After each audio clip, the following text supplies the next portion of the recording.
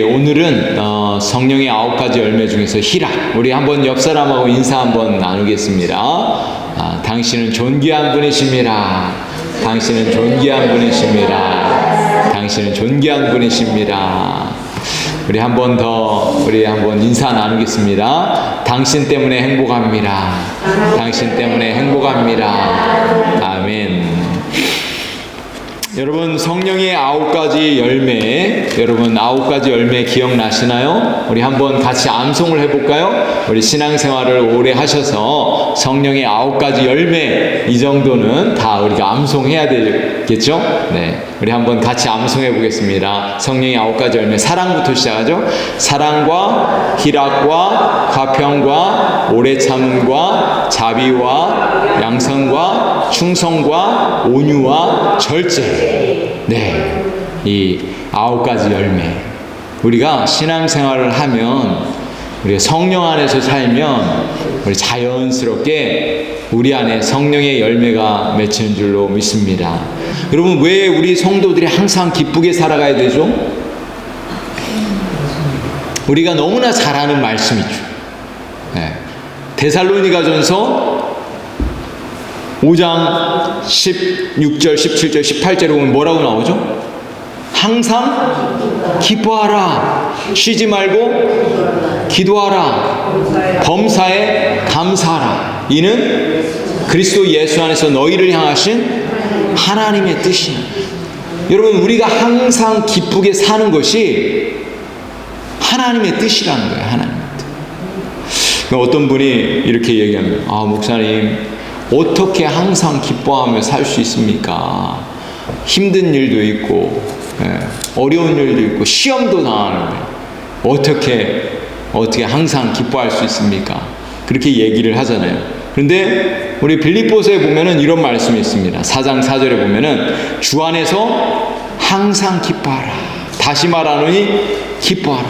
감옥에 있는 사도 바울이 성도들한테 항상 기뻐하라고 이야기를 하고 있는, 감옥에 있는, 여러분 이해가 되십니까? 감옥 안에 있을지라도 우리가 예수님 안에 있으면 기뻐할 수 있는 거예요. 아무리 고난과 어려움이 찾아와도 예수님이 우리 안에 계시면, 하나님이 우리와 함께하면 우리는 어떤 상황 속에서도 기뻐하게 될 줄로 믿습니다. 여러분, 그것이 믿음 아니겠습니까? 눈에 보이지 않으시는 하나님이 나와 함께 하시면 어떤 상황 속에서도 우리는 기뻐할 수 있는 줄로 믿습니다. 저는 우리 웨인즈빌 교회에 와서 참 기뻐요. 우리 여러분을 뵈서 너무나 감사하고 기쁩니다. 여러분 어떠신가요? 여러분 안에 기쁨이 있으신가요? 아멘. 저의 소원은 우리 성도들이 모일 때마다 서로 기쁨으로, 환하고 밝은 미소로 그렇게 인사도 하고 격려도 하고 칭찬도 하고 주의 일들을 기쁨으로 했으면 좋겠어요. 우리 교회가 그런 교회가 될 줄로 믿습니다. 저희 교회가, 여러분, 모일 때마다 우리 주일날 우리가 예배하러 나오시잖아요. 이거는요, 기쁨의 축제예요. 축제. 그래서 우리 교회는 매주마다 모일 때마다 기쁨이 넘치는 공동체가 되어야 될 줄로 믿습니다. 살아계신 하나님이 우리와 함께 하시고, 우리는 또 살아계신 하나님을 예배하니까 얼마나 우리 안에 기쁨이 충만하겠습니까? 그것을 우리가 늘 경험해야 될 줄로 믿습니다. 자, 기쁨에는 2가지 종류가 있는데요. 첫 번째는 세상에서 오는 기쁨이 있고, 두 번째는 하나님으로부터 오는 기쁨이 있습니다. 여러분, 세상으로부터 오는 기쁨은 어떤 기쁨입니까? 집을 사서 기쁘고, 새 자동차를 사서 기쁘고, 또 돈을 많이 벌어서 기쁘고. 여러분, 이것은 언제든지 변할 수밖에 없어요. 여러분, 우리가 이 세상을 떠나면 그 모든 것들은 어떻게 돼요? 다 헛것이 되는 거예요. 우리가 가져갈 수가 없어요. 그는 언제든지 변하는 거예요. 상황에 따라서. 여러분, 누가복음 12장에 보면 어리석은 부자의 이야기가 나오잖아요. 재산을 엄청나게 많이 쌓아놓고 곳간에다가 쟁여놨는데 하나님이 그날 밤에 탁 데려가시면은 그 재물이 누구 것이 되겠느냐? 여러분, 우리 그리스도인들은요, 기회가 되는 대로 할 수만 있으면 하나님을 위해서 섬기고 나눠주고 베풀어야 되는 줄로 믿습니다. 여러분, 우리가 가지고 있는 재산은 사실 우리 게 아니에요. 하나님의 것입니다. 이번에 우리가 허리케인 피해를 입은 사람들을 위해서 우리 구제 헌금을 이렇게 지금 하고 있는데, 여러분 많이 동참해 주십시오. 기회 있을 때 하십시오. 기회가 지나면은 할 수가 없어요. 조금이라도, 단 10불이라도, 단 5불이라도, 20불이라도, 여러분 기회 있는 대로 여러분 우리 교회가 선한 일을 할 수 있도록 여러분 동참해 주십시오. 기회가 지나가면은 선을 행할 수가 없어요. 그래서 우리가 커피 한 잔, 밥 한 끼 대신에 구제헌금 하는 거예요. 그래서 우리가 얼마가 되든지 기회가 되는 대로 어려운 사람, 어려운 위기에 처한 사람, 교회를 듣고, 우리 남침내 교단 안에 2개의 교회가 물에 잠겼어요. 물에 잠기고 지붕이 또 구멍이 나고 해가지고 예배도 못 드리고 어려움 당하고 있어요. 그래서 우리 총회에서, 미주 한인 총회에서 우리 교회한테 요청을 해서 조금이라도 이렇게 모아서 그 교회들, 어려운 교회들을 도웁시다, 이렇게 한 거예요. 그래서 우리가 할 수만 있으면은 우리가 그렇게 돕고, 그럴 때 우리 안에 기쁨, 하나님이 주시는 참된 기쁨이 있는 줄로 믿습니다. 이것이 바로 하나님으로부터 오는 기쁨이라는 거예요. 세상의 기쁨은 잠시 잠깐이지만 하나님이 주시는 기쁨은 우리 안에 가득한 줄로 믿습니다. 충만하게 될 줄로 믿습니다. 여러분, 하박국 선지자가 이렇게 고백합니다. 비록 무화과 나무가 무성하지 못하며 포도나무에 열매가 없으며 감람나무에 소출이 없으며 우리의 양이 없으며 외양간에 소가 없을지라도 나는 여호와로 말미암아 즐거워하며 나의 구원의 하나님으로 말미암아 기뻐하리로다. 여러분, 하박국 선지자는 이스라엘이 멸망하는 가운데서도 하나님 때문에 기뻐한다고 이렇게 고백하고 있는 거예요. 아무것도 없고 나라가 멸망당하는 그런 상황 속에서 구원의 하나님을 바라본다고 이야기하고 있는 것입니다. 오늘 저와 여러분 안에 이런 기쁨이 있으신가요? 하나님이 주시는 기쁨이 있으신가요? 우리 온 성도들이 그 마음 가운데 하나님이 주시는 그런 참된 기쁨이 충만하게 되길 소원합니다.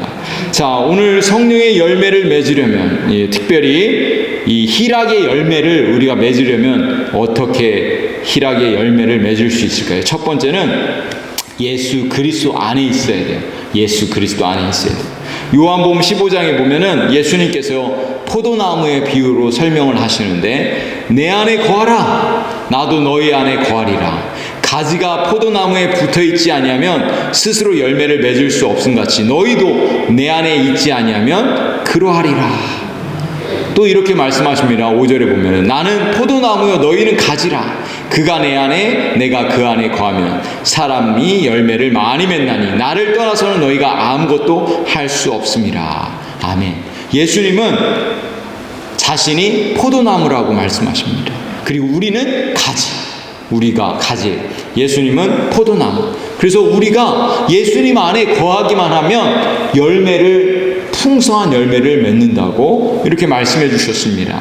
여러분, 그리스도인들에게 최고의 기쁨은 무엇일까요? 우리가 누릴 수 있는 이 땅에 살아가면서 최고의 기쁨이 무엇이죠? 네? 그렇죠. 구원의 기쁨. 여러분, 이 세상 살면서 여러분, 전 세계 인구가 85억이에요. 85억 중에서 크리스찬 비율이 어느 정도 되죠? 얼마나 될까요? 85억 중에서 예수님을 믿는 사람들이 몇 프로나 돼요? 3분의 1, 이렇게 많게 잡으면 3분의 1. 그래서 한 30억, 25억에서 30억 정도가 예수님을 믿는, 하나님을 믿는 사람들이라고 해요. 그러니까 나머지 3분의 2는 예수님을 믿지 않고 구원의 기쁨이 없는 거예요. 우리가 하나님을 믿는다는 것은 이건 놀라운 축복입니다. 여러분, 우리 한국 사람들이 예수님을 알게 된 게 얼마 안 돼요. 하나님을 알게 된 게 얼마 안 돼요. 여러분, 이 기독교, 한국의 기독교 역사는 120년, 130년 밖에 되지 않습니다. 근데 우리가 이렇게 하나님을 안다는 것, 하나님을 알 뿐만 아니라 구원받았을 뿐만 아니라 주님의 몸된 교회의 일꾼 되었고 또 주님을 섬기는 그런 존귀한 사람이 됐다는 것, 놀라운 축복입니다. 뿐만 아니라 우리가 이 미국 땅에 살고 있는 것, 그리고 또 아름다운 도시 웨인즈빌에 산다는 얼마나 큰 축복입니까? 저는 이런 말씀을 드려서 죄송하지만 플로리다나 뭐 이런 아름다운 도시잖아요. 저도 뭐 뉴올리언즈 그쪽에 살아서 아는데 그쪽이 사실은 사람들이 선호하는 도시잖아요. 플로리다 얼마나 아름다운 도시입니까? 근데 허리케인이 매년마다 오고 간단 말이에요. 그래서 이 작은 이 웨인즈빌에 이 사는 것도 하나님의 큰 축복이다. 허리케인이 불지 않잖아요. 토네이도가 우리 이웃 도시의 토네이도, 그 오클라호마 지역에 자주 그 토네이도가 불지만 이 작은 여기 이 도시에는 그런 큰 피해는 없잖아요. 많이 없잖아요. 그러니까 그것도 얼마나 감사한 일입니다. 여러분, 우리가 생각을 조금만 바꾸면 감사할 것이 얼마나 많은지 몰라요. 여러분, 오늘 하루 살아가는 것, 건강 주신 것, 주님을 섬기는 기도의 자리로 오늘 이 자리에 온 것 얼마나 감사합니까? 우리 안에 기쁨이 가득하길 소망합니다. 사랑하는 성도 여러분, 우리가 어떻게 하면 이 기쁨을 누릴 수 있을까요? 두 번째, 우리가 성령의 인도하심을 따라가면 우리가 기쁨을 누릴 수가 있습니다. 희락의 열매를 맺을 수가 있어요. 갈라디아서 5장 16절 말씀, 오늘 22절 23절인데 16절에 보면 내가 이르노니 너희는 성령을 따라 행하라. 그리하면 육체의 욕심을 이루지 아니하리라. 성령을 따라 행하면 육체의 욕심을 이루지 아니하고 성령의 열매를 맺는다고 말씀하고 있는 것입니다. 여러분, 우리 초대교회 성도들은 성령의 충만함을 받고 성령의 인도하심에 대해서 아주 민감하게 생각했습니다. 그래서 복음을 전할 때도 금식하면서 기도했어요. 하나님, 우리가 어떻게 복음을 전해야 됩니까? 어디로 복음을 전해야 됩니까? 기도하면서 금식하면서 하나님의 인도하심을 따른 거예요. 여러분, 우리 성도들은 성령의 인도하심을 위해서 항상 기도하셔야 돼요. 무슨 중요한 일이 있을 때, 중요한 결정을 할 때 내 생각이 아니라 하나님의 생각, 하나님의 음성을 들어야 될 줄로 믿습니다. 그럴 때 우리는 하나님의 뜻을 이루게 되는 거예요. 사도행전 8장에 보면 우리 빌립 집사님이 이디오피아 내시에게 복음을 전하는 장면이 나오는데요. 사도행전 8장 26절에 이렇게 말씀합니다. 주의 사자가 빌립에게 말하여 이르되 일어나 남쪽으로 향하여 예루살렘에서 가사로 내려가는 길까지 가라 하니 그 길은 광야라. 이 빌립 집사가 이 성령의 인도하심 가운데 이디오피아 내시에게 복음을 전하는데, 여러분 한번 생각해 보세요. 광야에 이 성령께서 광야로 가라고 말씀하시는 거예요. 빌립 집사님한테. 광야에 사람이 있어요? 없는데. 그런데 이 빌립 집사님이 성령의 인도하심을 받고 광야로 가다 보니까 누구를 만나냐면 이디오피아 내시를 만난 거예요. 이 고위 관직에 있는 사람을 만나게 돼요. 그 사람에게 복음을 전합니다. 그러니까 복음을 전하고 그리고 이 내시가 예수님을 믿게 된 거예요. 그래서 뭐라고 하냐면 둘이 물에서 올라올새 주의 영이 빌립을 이끌어 간지라 내시는 기쁘게 길을 가므로 그를 다시 못하니라. 이 성령께서 이 빌립 집사님에게 임해가지고 복음을 전하고 침례를 받고 그곳에서 침례를 받고 기쁘게 그 자기의 고국으로 가게 된 거예요. 그래서 이 이디오피아에 복음이 전해지게 되는 거예요. 그 한 사람을 통해서 놀라운 일이 벌어지는 거죠. 성령의 인도하심을 우리가 따라갈 때 그때 이 놀라운 구원의 역사가 있는 것입니다. 여러분, 사도 바울도 그랬죠. 사도 바울도 아시아에 복음을 전하려고 계속 준비하고 있었는데 어느 날 밤중에 이 성령께서 이 밤중에 환상 중에 이 유럽으로 가라고, 이 마게도니아로 가라고 이렇게 지시를 하시죠. 그래서 이 사도 바울이 아시아로 가기보다도 성령의 인도하심 가운데 그 마게도니아 지역에서 그래서 유럽이 복음화가 되었던 거예요. 그럴 때 그 놀라운 구원의 역사가 그곳에 있게 된 것입니다. 여러분, 성령의 인도하심을 위해서 항상 깨어서 기도하시기 바랍니다. 중요한 일이 있을 때 무슨 일을 하든지 하나님의 음성을 듣고 할 때 그때 기쁨의 놀라운 열매가 있게 될 줄로 믿습니다. 자, 세 번째로 어떻게 우리가 기쁨의 열매를, 이 희락의 열매를 맺을 수 있느냐? 세 번째는 하나님의 말씀을 신뢰할 때 우리가 기쁨을 누리게 되는 거예요. 아까 우리 데살로니가전서 5장 16절, 15절, 16절, 17절 말씀 우리 함께 암송했는데, 항상 기뻐하라, 쉬지 말고 기도하라, 범사에 감사하라. 이는 그리스도 예수 안에서 너희를 향하신 하나님의 뜻이다. 하나님의 말씀을 우리가 신뢰하면 어떤 상황 속에서든지 우리가 기뻐할 수 있다는 것입니다. 뿐만 아니라 야고보서 1장 2절에서 4절에 보면 이렇게 말씀합니다. 내 형제들아, 너희가 여러 가지 시험을 당하거든 온전히 기쁘게 여기라. 이는 너희 믿음의 시련이 인내를 만들어내는 줄 너희가 알미라. 인내를 온전히 이루라. 이는 너희로 온전하고 구비하여 조금도 부족함이 없게 하려 함이라. 여러분, 시험을 만날 때도 기뻐하라는 거예요. 그 이유는 뭐냐면 시험 뒤에 있을 하나님의 축복이 있다는 거예요. 여러분, 이걸 기억하십시오.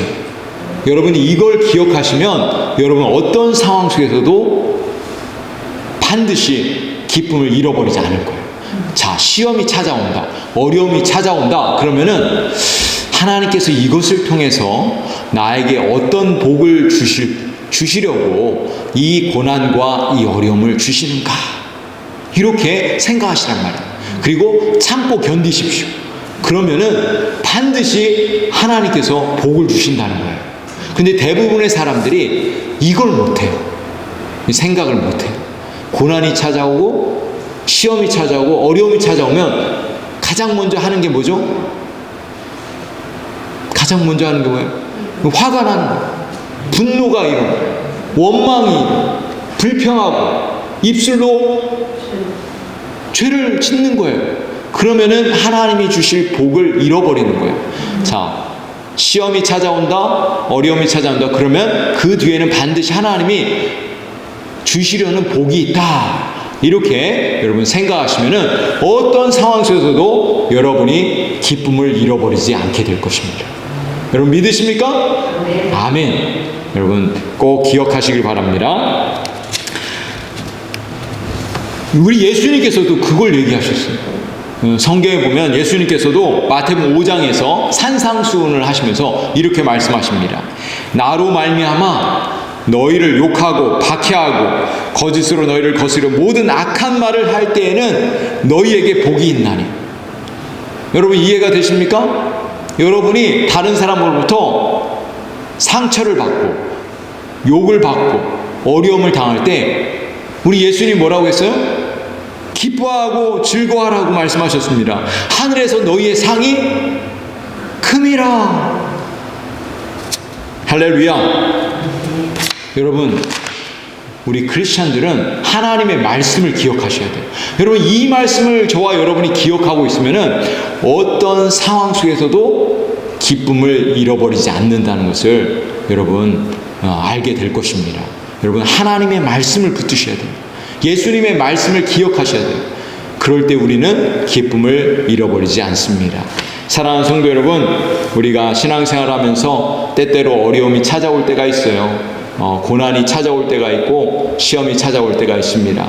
그때 우리는 하나님의 말씀, 이 성령의 인도하심을 따라가고 또 그리스도 안에 있을 때 우리는 기쁨을 잃어버리지 않게 될 것입니다. 저의 간절한 소원은 여기 계신 모든 분들이 이 세상을 살아가는 동안에 주님 오시는 그날까지 기쁘고 즐겁고 감사하게 살아가시기를 우리 주님의 이름으로 간절히 축원드립니다. 기도하시겠습니다.